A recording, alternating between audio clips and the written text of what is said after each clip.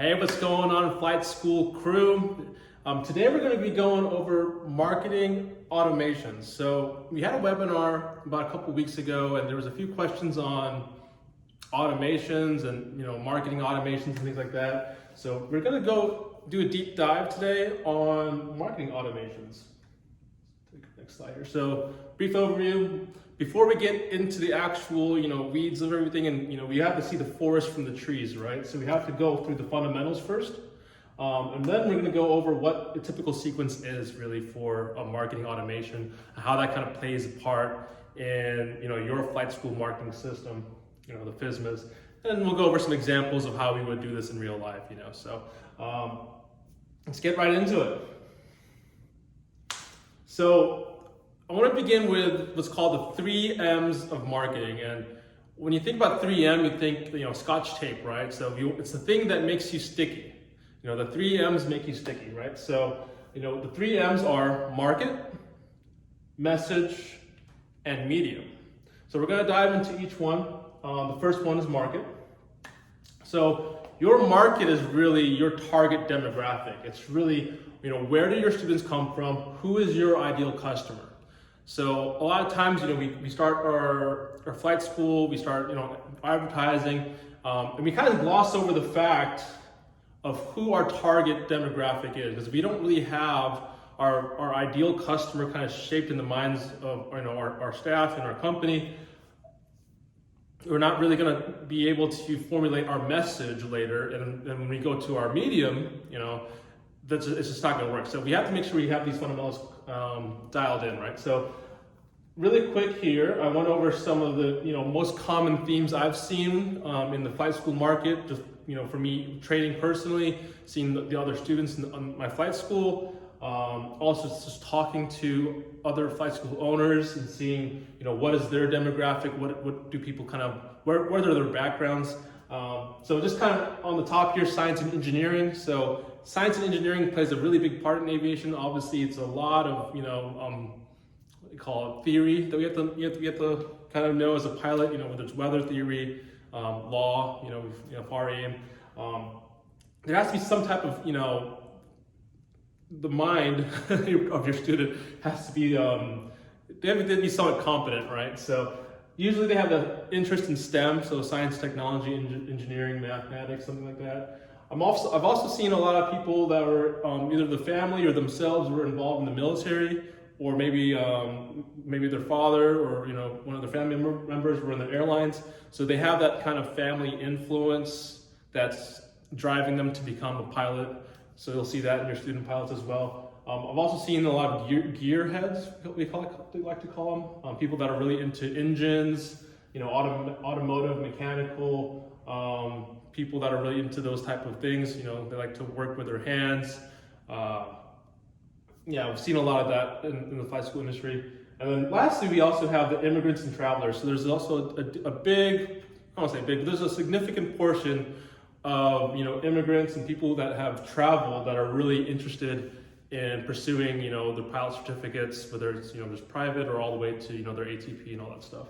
But so if someone's traveled a lot, then they're probably wanting to get into rather than flying commercial, maybe fly themselves. So okay, so I did want to take a quick pause here on the types of people we see, and I also want to come over the demographics of pilots, because I think that's fairly important to kind of consider here. So this was from the 2021. It's I'm sure there's updated numbers now these days, but the ratio is roughly similar, if not changed. So in 2021, there was about 65,000 pilots that were female out of the 600,000 pilots that are in the industry. So only less than 10% of the market really for flight school training is going to be female. So when we think about our messaging, when we're thinking about who we are and all that stuff, we have to consider that a lot of this goes towards guys and towards men. I mean, that's it's, you don't want to be politically correct here, but at the same time, we have to understand that our ideal customers most likely men. Typically, university students, high school students, younger adults. Sometimes they'll have some middle-aged people thrown in the mix in there as well. But typically, most of the student population is really comprised of men in their 20s and 30s. I mean, that's really what we see here. So that is kind of your market. That's your target demographic. That's who you should be aiming for when you're thinking about your branding, when you're thinking about your messaging. So let's get into the messaging next, right? So your message is your brand. So I want to kind of take a quick pause here. These are some of the flight schools we've worked with across the country, and they all have different branding associated with them. And I think it's really neat to kind of look at, because every flight school is different in their own way, right? So kind of over here, Ideal Aviation, they do helicopters as well. So they got a helicopter in their logo. That's the blue and white. Simplify, they got the mountains in there. They're over in Arizona. Sun City, all the way in Miami and all that stuff. Just one more thing. So also Cirrus Aviation over here, they their theme is green. So their planes are green, their staff wear is green. These colors, these themes, these your brand guide is what we like to call it sometimes. These really dictate how you structure your culture in your company. It really structures the theme that you're trying to portray to your target audience. So it really matters, we gotta think of what's your logo and what's your theme, what's your color. When people go in your office, are we delivering the same consistent message across the board? Same brand colors, same font, same message. So for example, to take a pause here with Simplify, that school right there they've really capitalized on the 0 to hero training. So from no experience all the way to CFII, MEI. So they've gone the accelerated route, and this accelerated route really is kind of their messaging that they kind of incorporate into their ads, into their website, into their social media. They also kind of have that backdrop of the canyons and the mountains and things like that too, because that's their local area. Another one kind of mentioned it as well. Yeah, we talked about Cirrus with the bright lime green. Ideal Aviation, they kind of played on being in St. Louis. They got the Gateway Arch kind of incorporated into their logo. Pitcairn Flight Academy is really nice because they have the two wings, and a lot of their photos actually have like two Cessnas kind of pointing at each other. So it kind of has that similar theme of the wings spread out and all that stuff. So your message is your brand. I mean, at the end of the day, it's really who you are as a company. And this is the message that you're going to take when you go to your social media, when you go to your website, when you go to your nurturing campaigns, which we're about to get into as far as all this automation stuff. But think about your brand, think about your message, and think about kind of how this plays out as far as your marketing goes. Because we should always be thinking about our marketing. We should always be thinking about our sales, because additional students into your flight school is more revenue, so you can get more planes, you can get more hangars, you can expand your fleet, you can hire a bigger team, you can expand to different locations. If you don't really consider your marketing in your business plan, then you're really leaving a lot on the table for people to take. So, okay. So last one we're going to talk about is the medium. So we always get focused on the medium, and that's why I had to go through the 3 M's first, because your target demographic, your ideal customer, that avatar is very important before you go to here. A lot of people skip everything. They skip about, they might string up a logo from, Fiverr or something like that, or whatever, or get their friend's high school friend to draw them a logo, and then they run with it. And it works for a little bit, but if you really want to dial that in, and then you really want to channel that across your different mediums, you really want to make sure you have the right message in place. So let's get into medium. If you've been following me for a bit, you've seen this infographic, you've seen this picture here. This is the flight school marketing system. It's really based on 3 principles, right? So the 3 principles, what are they? They are, getting people to your website. They are, having that person fill out a form, whether it's a discovery flight or a visit to school or application to enroll or a quiz or a downloadable booklet, whatever it is, you want to have those people fill out a form. And step 3, the last step of your flight school marketing system, is to convert that lead into an actual student that trains at your school and keeps your CFI's schedule busy and full, right? So that's really the marketing system in the whole.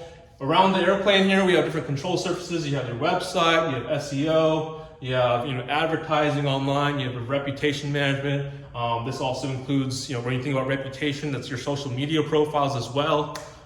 Then you also have the automation part, which is the conversion, nurturing sequences, looking at the funnel that you have installed on your website. That's what comprises of here. And we're going to focus a little bit more on this converting prospective students, because I think that's what we really want to get into, right? Is how do we convert prospective students into actual student pilots at our flight school? So let's keep going. All right, so it's a lot of content here. This is really the flight school marketing system dialed in step by step. And I'm going to zoom in on each place here really quick. But just as an overview, and I know it's a little hard to see on the screen there, but here you have your main channels of incoming, right? Of incoming leads. So whether it's organic search, paid ads, YouTube, social media, word of mouth, newsletters, letters, whatever it is. They go to your website. Eventually they fill out a form to get their lead contact details. There's different examples of forms here. You get the form to get filled out. From there it goes to a confirmation page. And then from there you actually have your person, do a visit at your school. And then from there you hopefully, get to the green box, the pot of gold at the end of the rainbow. And that is your lead, your prospect enrolls as a student pilot. So let's dial into each one a little bit more specifically. I kind of did a brief overview there. Okay, so just kind of zooming in here on the left. So these are the different channels that we talk about all the time. And a lot of times we focus a lot on this one. We always want to look really cool on social media. I do think it's very important to have social media in place. However, what's the best bang for your buck? Is hiring someone full-time to do your social media important? I would just say get your front desk to go out there, take a picture of the instructors, take a picture whenever someone solos, take a picture whenever there's a check ride, make a quick video, put it on Instagram, put it on Facebook, and you're done. It's not overly complicated. And really that job really needs to be someone that's on site. So it has to be someone that's actually at the location. So if you hire another agency, if you try hiring Right Rudder Marketing to do this, it's just not going to work, because we're not at your flight school. We're not witnessing when people do the solo. We're not there. So you're going to be doing a lot of back and forth, and it's just not going to work. I've seen other flight schools, they've hired a marketing agency to run their social media channel, and that marketing agency, one, they don't know anything about aviation. And two, they're not at the school, so they're just posting infographics and commercials and all this stuff on their Facebook profile. But really, the idea of the social media is to grow your community, grow your following. That way, you have people that are eventually going to come to your school. It's not so much a way of advertising; it's more so a way of nurturing a community. So I'll get off my soapbox on social media, but really the big kahootie right here is the organic search. So organic search is getting your website to rank number 1 or top 3 on Google, whether it's on the organic listings or the map pack, whatever it is. Really, 70-80% of all clicks on Google search are the top 3. So really you want to dial that in if you haven't dialed that in already. Next you have paid search ads. It depends on what platform you're using. So, like for example, if you're using, let's say, Google search, if people are already searching for flight schools near me, your ad shows up. It's a pretty good lead, However, if you advertise on Facebook or Instagram, most people on those platforms are just looking to waste time and watch cat videos, So when you show them an ad, they're not going to be as warm. So really what our philosophy here in Right Rudder Marketing is, really, if we do these Facebook ads or Instagram ads, we really focus on retargeting. And that kind of goes into here, the retargeting ads, and I'll get into that later. YouTube, I really recommend everyone start a YouTube channel, especially if you're a flight school. It's so easy to start a YouTube channel, especially if you are a flight school and you just put a GoPro on and shoot a video, maybe have a CFI do like an online ground school or something like that, or just a quick video on let's say weather or alternate minimums or whatever it is, start a YouTube channel, because that's after Google, that's the number 2 website in the US. So Word of mouth is very important as well. So you want to make sure that you have a good reputation, you have happy customers. You can't make everyone happy, but majority should be relatively satisfied with your work, with your service, with your flight school. Anyway, all this stuff, all these channels, they all lead eventually to your website. And that's really where this organic search comes to play, because you want them to visit your website. And the whole reason of having a website is to have them fill out a form. So there's different types of forms out here that we can go through. These are different ones that we like to use. Did I have another one? Let's see if I zoomed in a little more to the right, up here. Yeah, so kind of zoomed in over here. So there's different examples there. So the most common one that I see is the contact us. I think everyone can handle the contact us form. If you don't have a contact us form on your website, then you're really relying on your visitor to find your email and then email you, or pick up the phone and call you. And what happens with that is you're increasing the friction of a conversion. You want to decrease the friction. You want to make it as easy as possible to have your prospect, your lead, contact you. So contact us form on your website. Quizzes are sometimes fun. A lot of people kind of like to do the quiz just because we've had really good success. About 30% of all form submissions we have, there's a bunch of them are a quiz. Appointment booking, so visit the school, talk to a admissions counselor, talk to a sales rep, whatever you want to call that person, but have them visit the school and talk to somebody there, meet the CFIs, look at the planes, look at the hangar. Most common one too that I see here, so contact us is big. I also see a lot of flight schools do the intro flight, so that's a very good one. Intro flight, that's your discovery flight. An application to enroll. This is one I don't see very often. That is kind of we leave a lot on the table when we don't do this. So this is downloadable content, and there's different ways of looking at it. The way I think some other marketers put it, they call it a lead magnet. It's basically you have some type of free offer to give to your prospect, to your lead, and then they in exchange for that free content, they give you their email and their phone and their name. So what I like to do is I like to make a small PDF, maybe five pages or so for each flight school that we work with. And then we pretty much put that on their website, say, hey, if you want more information on how to become a pilot, download this PDF, download this booklet, download the free booklet. And we get a decent amount of leads from that as well. So they fill out the form, and then we're going to get into confirmation and automated emails and all that stuff. So they fill out a form. What happens next? Let's see here. Oh, I think I went back. Okay, so they fill out the form. It should be taken to a confirmation page. So we do this for a lot of flight schools. There's a confirmation page after each form. What I haven't seen done a lot, and what is the best kind of marketing method is this confirmation page has more information for that lead to get excited about, about your program, about coming to the school, doing a tour.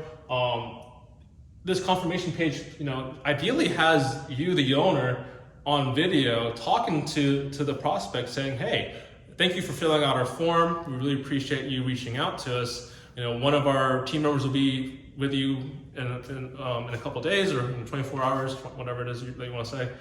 And then kind of lead them on as far as what to expect. So, hey, when you come to our flight school, this is what we have syllabus, part 141, so on and so forth, right? So you're gonna have a small video on that. It's also nice to put a case study or testimonial on that confirmation page as well. So if, let's say you have some alumni that passed their check ride, if you can get a quick video of them saying how great your school is, that's really a great place to put the testimonial. We like to sprinkle testimonials already on the website, but having a video testimonial is even like icing on the cake, right? So they're gonna get this confirmation page. They're gonna get an automated email. So this is the flow that you wanna do. From there, I think this is where a lot of flight schools drop the ball, unfortunately. They need to get a phone call.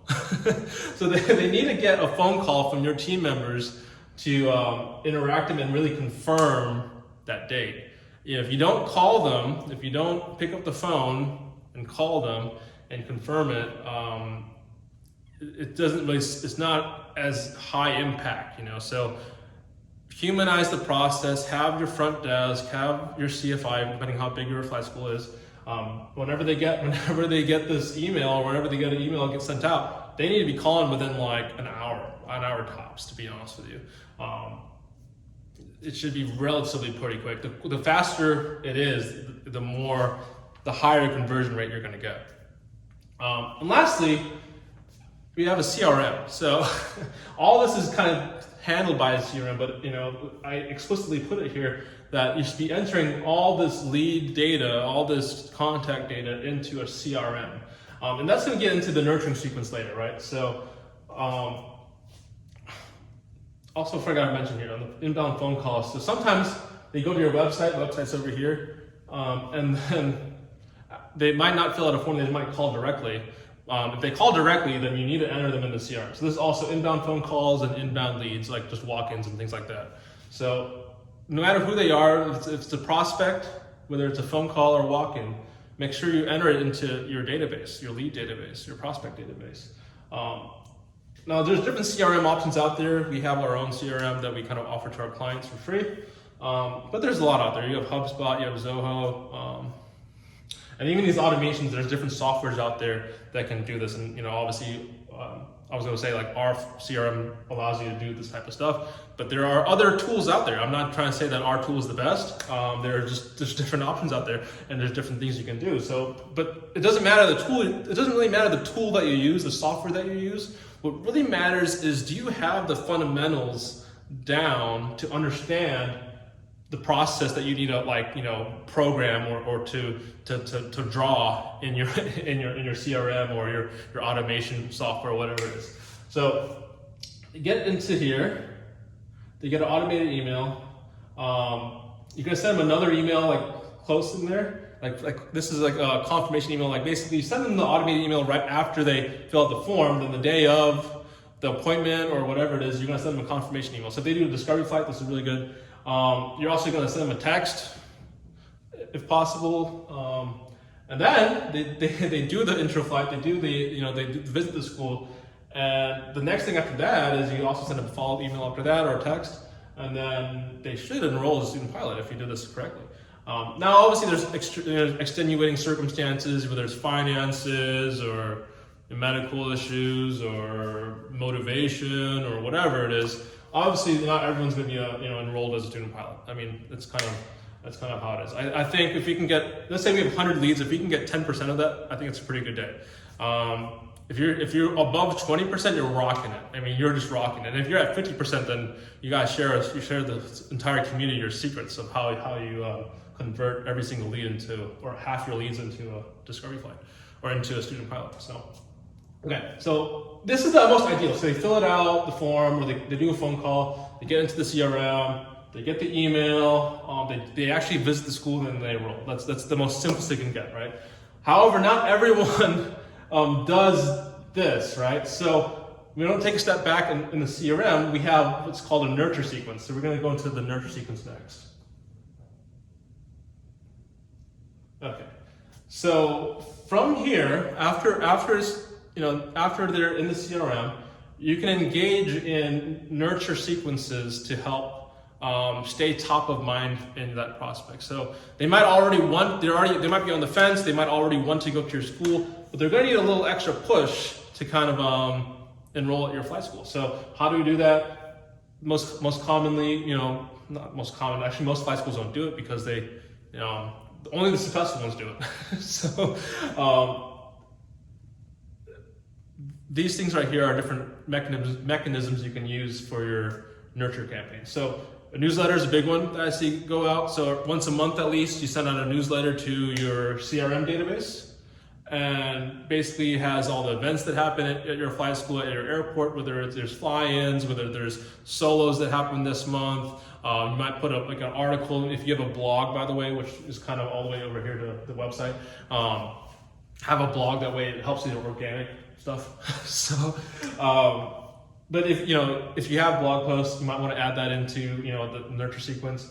If you do videos like YouTube, if you're on YouTube and making videos, share those videos to the CRM people. Share your videos.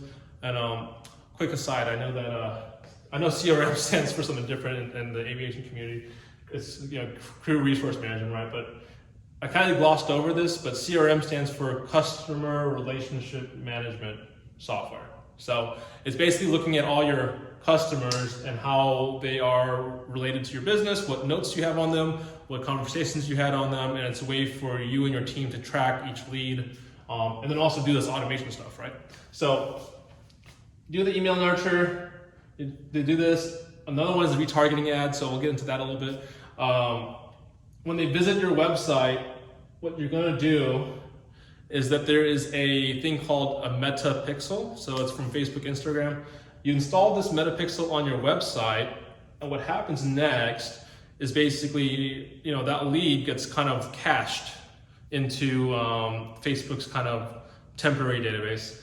And what will happen next is after they leave your website, let's say they go on their phone or whatever, and they start browsing social media to look at cat videos or people dancing, whatever.